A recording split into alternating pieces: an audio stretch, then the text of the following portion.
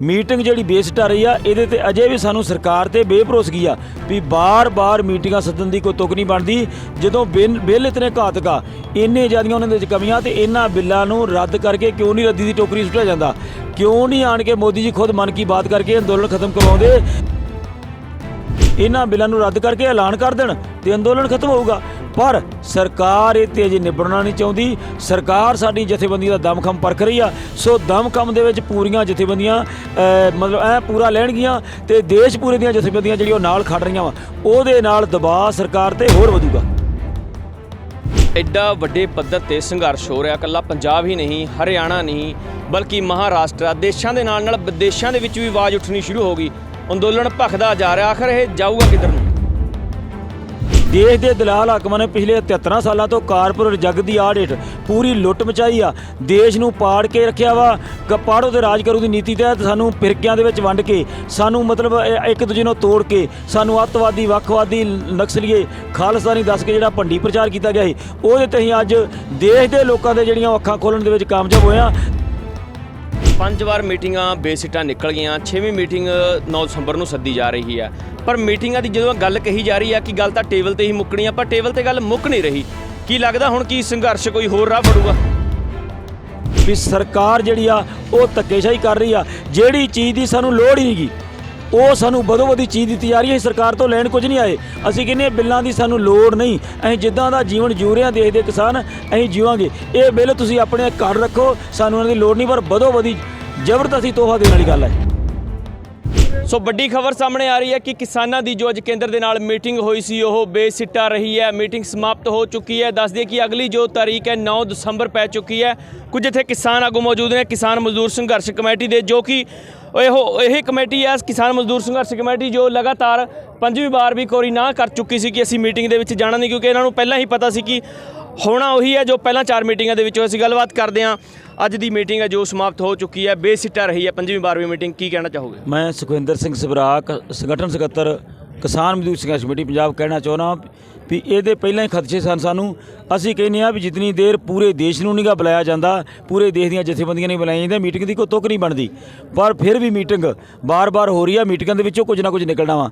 Meeting जिहड़ी बेसिट आ रही आ इहदे ते अजे भी सानू सरकार ते बेभरोसगी आ भी बार बार मीटिंगां सੱਦਣ ਦੀ कोई तुक नहीं बनती ਜਦੋਂ बिल इतने घातक आ इन्ने ज़्यादा उन्हां दे कमियां ते इन्हां बिल्लां नूं रद्द करके क्यों नहीं रद्दी दी टोकरी सुट्टिया जाता क्यों नहीं आण के मोदी जी खुद मन की बात करके अंदोलन खत्म करवाउंदे इह ते सानू आ भी कारपोरेट जगत दा जिन्हां ने बिल पास करवाया उन्हां दा बुरी तरह गलबा वा बुरी तरह सरकार जिहड़ी फसी पई आ इस अंदोलन नालों वध सरकार ते दबाਅ जिहड़ा वा उन्हां कारपोरेट जग के घराणियां दा वा जिहदे करके सरकार बार बार अपनी गल तो भज रही आ कदी सोध गल दी करन दी गल करदी आ मतलब ये थोड़े बहुते ना सरना नहीं पूरी तरह बिल जिहड़े ओह घातक वा पूरी तरह जिन्ना चਿਰ बिल रद्द नहीं हुंदे संघर्ष लम्मा चलूगा।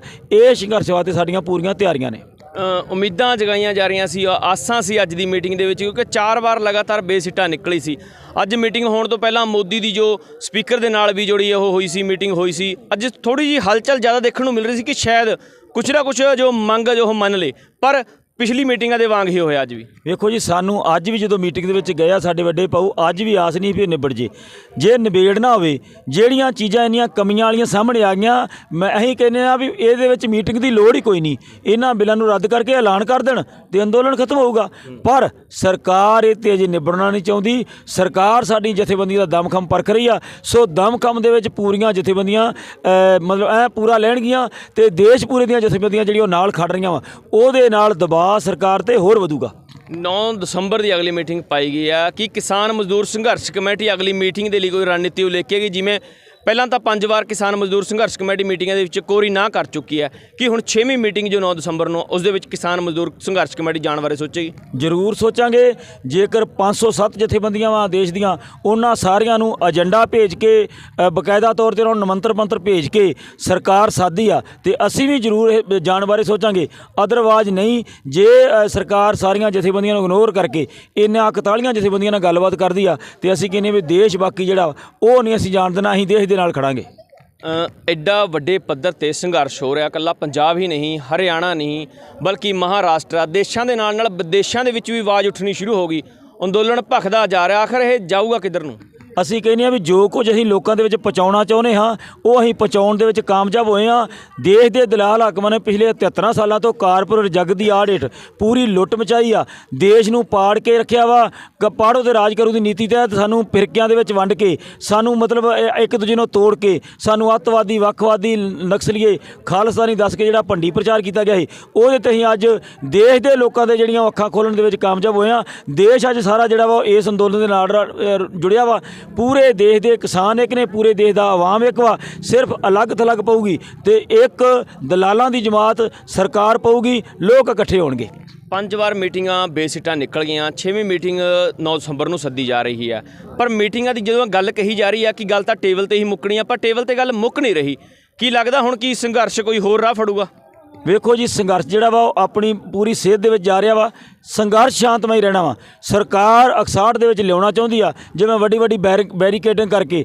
ਹਾਲਾਂਕਿ ਜਦੋਂ ਬੈਠ ਗਏ ਉਦੋਂ ਅਸੀਂ ਬੈਠ ਕੇ, ਜਦੋਂ ਤੁਰਨਾ ਵਾ ਉਦੋਂ ਐਲਾਨ ਕਰਕੇ ਤੁਰਾਂਗੇ, ਪਰ ਇੰਨੀ ਵੱਡੀ ਬੈਰੀਕੇਡਿੰਗ ਕਰਕੇ, ਇਹ ਮਾਹੌਲ ਇਦਾਂ ਦਾ ਕਰਕੇ, ਇਹਨੂੰ ਆਪਣੇ ਨੈਸ਼ਨਲ ਮੀਡੀਆ ਤੇ ਵਿਖਾ ਕੇ ਕਿਸਾਨਾਂ ਦੇ ਅੰਦੋਲਨ ਪੱਧਰੀ ਲੋਕਾਂ ਦੇ ਵਿੱਚ ਜੋ ਨਫ਼ਰਤ ਪੈਦਾ ਕਰਨ ਦਾ ਸਰਕਾਰ ਦਾ ਏਜੰਡਾ ਸੀਗਾ, ਉਸ ਏਜੰਡੇ ਤੇ ਸਰਕਾਰ ਕਾਮਯਾਬ ਨਹੀਂ ਹੋ ਰਹੀ। ਲੋਕਾਂ ਨੇ ਸਾਰੀ ਸਮਝਦਾਰੀ ਬਣਾ ਲਈ ਆ ਵੀ ਸਰਕਾਰ ਜਿਹੜੀ ਆ ਉਹ ਧੱਕੇਸ਼ਾਹੀ ਕਰ ਰਹੀ ਆ। ਜਿਹੜੀ ਚੀਜ਼ ਦੀ ਸਾਨੂੰ ਲੋੜ ਹੀ ਨਹੀਂ ਗੀ ਉਹ ਸਾਨੂੰ ਬਦੋ ਬਦੀ ਚੀਜ਼ ਦਿੱਤੀ ਜਾ ਰਹੀ ਹੈ। ਸਰਕਾਰ ਤੋਂ ਲੈਣ ਕੁਝ ਨਹੀਂ ਆਏ। ਅਸੀਂ ਕਹਿੰਦੇ ਬਿੱਲਾਂ ਦੀ ਸਾਨੂੰ ਲੋੜ ਨਹੀਂ। ਅਸੀਂ ਜਿੱਦਾਂ ਦਾ ਜੀਵਨ ਜੂ ਰਹੇ ਹਾਂ ਦੇਸ਼ ਦੇ ਕਿਸਾਨ, ਅਸੀਂ ਜੀਵਾਂਗੇ। ਇਹ ਬਿੱਲ ਤੁਸੀਂ ਆਪਣੇ ਘਰ ਰੱਖੋ, ਸਾਨੂੰ ਇਹਨਾਂ ਦੀ ਲੋੜ ਨਹੀਂ, ਪਰ ਬਦੋ ਬਦੀ ਜ਼ਬਰਦਸਤੀ ਤੋਹਫਾ ਦੇਣ ਵਾਲੀ ਗੱਲ ਹੈ ਜੀ। ਬਿਲਕੁਲ। ਸੋ ਲਗਾਤਾਰ ਤੁਹਾਨੂੰ ਤਸਵੀਰਾਂ ਵੀ ਦਿਖਾ ਰਹੇ ਹਾਂ, ਅਪਡੇਟ ਤੁਹਾਨੂੰ ਦੇ ਦੇਣਾ ਫਿਰ ਤੋਂ ਕਿ ਅੱਜ ਦੀ ਜੋ ਮੀਟਿੰਗ ਹੈ ਸਮਾਪਤ ਹੋ ਚੁੱਕੀ ਹੈ। ਅਗਲੀ ਮੀਟਿੰਗ 9 ਦਸੰਬਰ ਨੂੰ ਪਾ ਦਿੱਤੀ ਗਈ ਹੈ, ਪਰ ਕਿਸਾਨ ਮਜ਼ਦੂਰ ਸੰਘਰਸ਼ ਕਮੇਟੀ ਲਗਾਤਾਰ ਕੋਰੀ ਨਾ ਕਰ ਚੁੱਕੀ ਹੈ 5 ਮੀਟਿੰਗਾਂ ਦੇ ਵਿੱਚ। ਦੇਖਣ ਵਾਲੀ ਗੱਲ ਇਹ ਰਹੇਗੀ ਆਖਿਰ 9 ਤਾਰੀਖ ਦੀ ਜੋ 9 ਦਸੰਬਰ ਦੀ ਮੀਟਿੰਗ ਹੈ ਉਸ ਦੇ ਵਿੱਚ ਕਿਸਾਨਾਂ ਦੀਆਂ ਆਸਾਂ ਉਮੀਦਾਂ ਨੂੰ ਕੁਝ ਬੂਰ ਪੈਂਦਾ ਜਾਂ ਫਿਰ ਨਹੀਂ। ਕੈਮਰਾਮੈਨ ਗਗਨ ਭਾਰਤੀ ਦੇ ਨਾਲ Imran Khan, D5 channel Punjabi. D5 channel Punjabi ਹੁਣੇ ਸਬਸਕ੍ਰਾਈਬ ਕਰੋ, ਬੈਲ ਆਈਕਨ ਤੇ ਕਲਿੱਕ ਕਰੋ।